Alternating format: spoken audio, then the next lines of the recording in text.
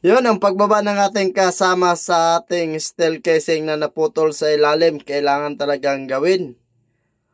O yun, napaakyat na. O yun, panoorin natin ang buong video mga bay mga kabits. Tara, let's go. O ito na yung pagbaba ng ating kasamahan dito sa steel casing. 22 meters na yung lalim nito mga kabits. Tapos nayupi sa ilalim kaya ito yung problema sa steel casing. Hindi na magkasya yung bucket sa drilling. Talagang fit na sa ilalim. Hindi na makapasok. Kaya binaibro namin. Binunot sana namin. Kaso lang na mas nagka-problema pa kami dito mga bay. Gawa ng naputol sa ilalim yung steel casing sa kanyang tapat ng winildingan. Ayan, kaya kailangan talaga na bumaba ng ating isang kasamahan. Kaya saludo tayo sa ating kasama sa tapang at buo ng loob na sa pagbaba dyan. Kailangan talaga niyang bumaba para lagyan ng kable uli.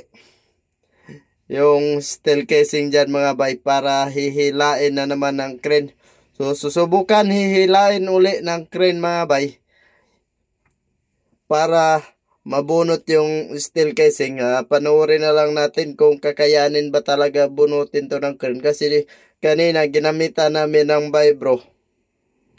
Yung malaking makina niya, yung pang vibro talaga nito.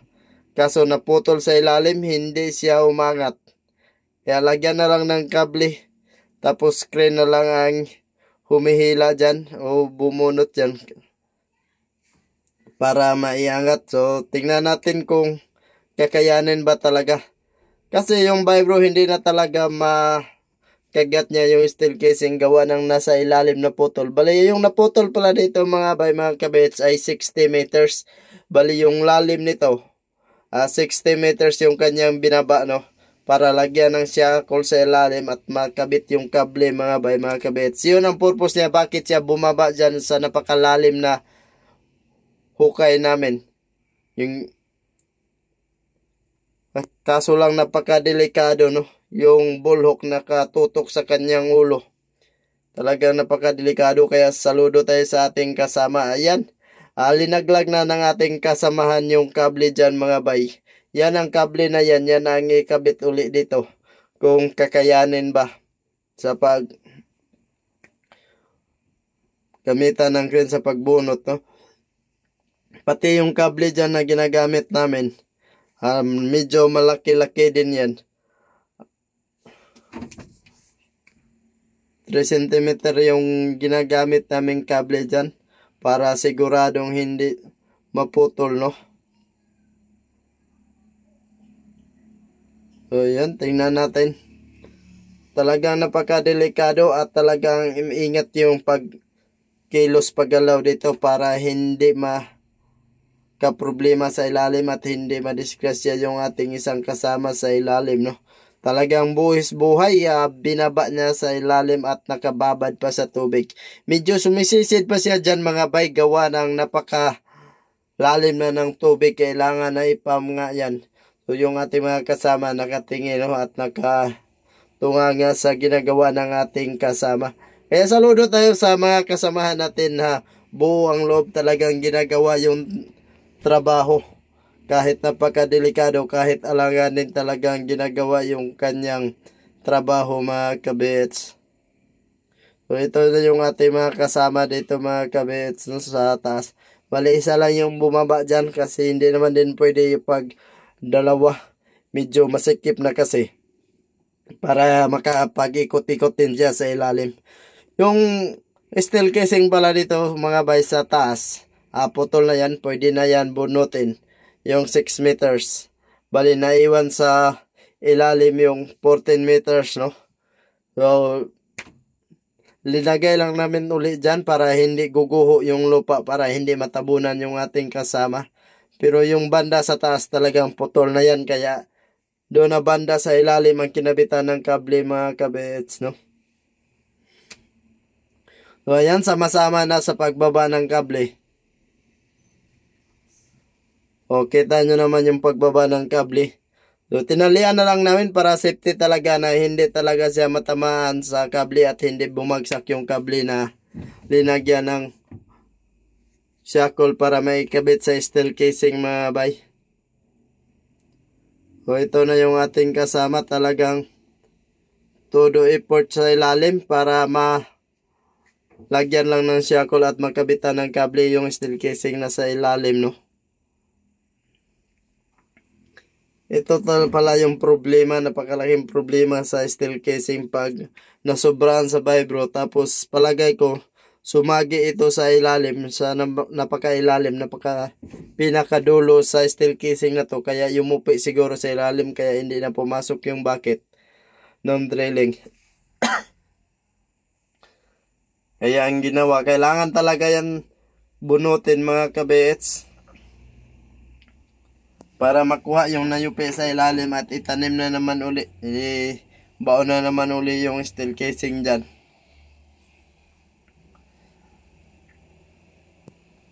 Ito na yung ating kasama, no.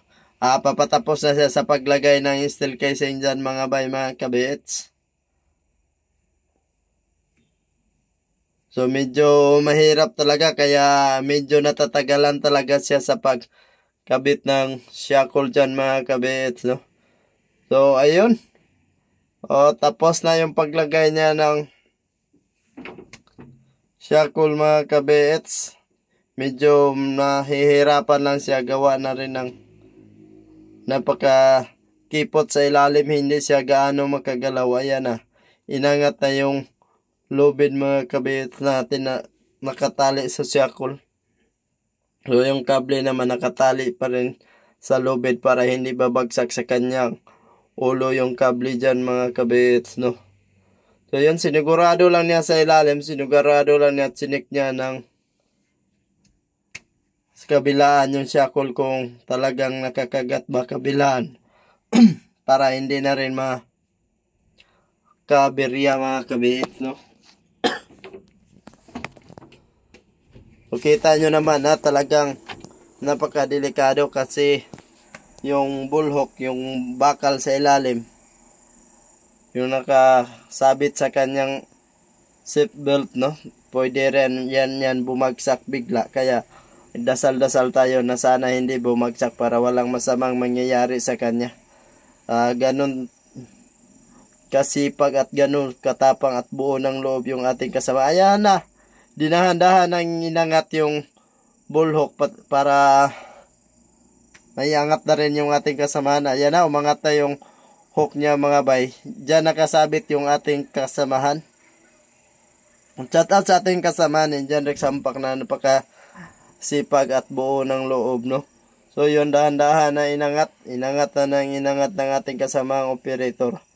So kita nyo dyan na talaga nakalambitin siya dyan sa hook at maliit lang na kable ang sinabit dyan. So yun, napakalaki ng bullhook sa ilalim, no. So ayan, nalalaya na ng ating kasamahan. Tapos hinila na namin yan. So ito, natapos na namin hinila, kaso lang nagka-problema. Putol yung kable. Bumaliktad pa yung boom ng crane na hindi na natin naisama dito. Kasi ginawa natin ng video sa kabila. Sa unang part, baka magka-problema tayo sa ating video. So ito na yung pangalawang attention niya sa pagbaba dito mga kabits, no. So yun ang ating kasamahan. Bumaba na naman uli kasi naputol yung kable na sinabitan ng bullhook. So talagang hindi siya nabunot. Nagka problema patuloy, bumaliktad yung boom ng crane. Tapos ayan, bumaba na naman siya uli dyan mga bay, para i-welding na lang. Lagyan ng mga bakal, broketa na lang ng mga bakal, 36mm yung casing mga bay, para bunutin na lang dito sa taas, gamitan na ng vibro. Talagang hindi kaya, talagang napakatigas na bunutin, gawa ng napakalalim na. Ito na steel casing na to mga bay, bale 20 meters na yung lalim nito na baono. Kaya siguro talagang napakatigas na. Hindi na talaga siya may galaw, hindi na talaga siya umaangat. Susubukan na lang, lagyan na lang dyan ng i-welding na lang sa ilalim. Ayan, kita nyo na andyan na yung hose, yung submer para ipam yung tubig dyan sa ilalim para makapag-welding siya naman sa ilalim mga bay. So ito na yung ating kasama, no. Nag-set up na ng mapatungan dyan para makapag-welding na yung ating kasama. So yun, pangalawang baba na niyan, talagang ginagawa yung trabaho kahit alanganin ginagawa.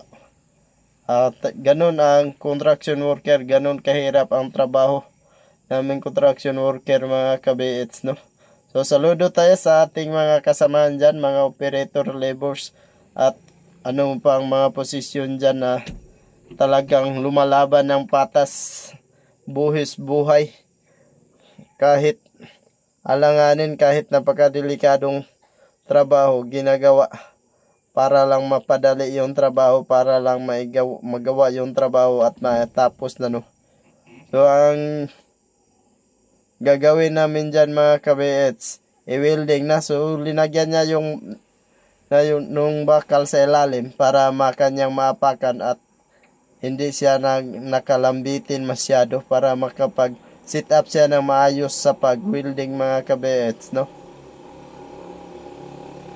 So yun ang ating kasama, nandun pa rin sa ilalim. At talagang inaayos lang niya yung inapakan niya dyan.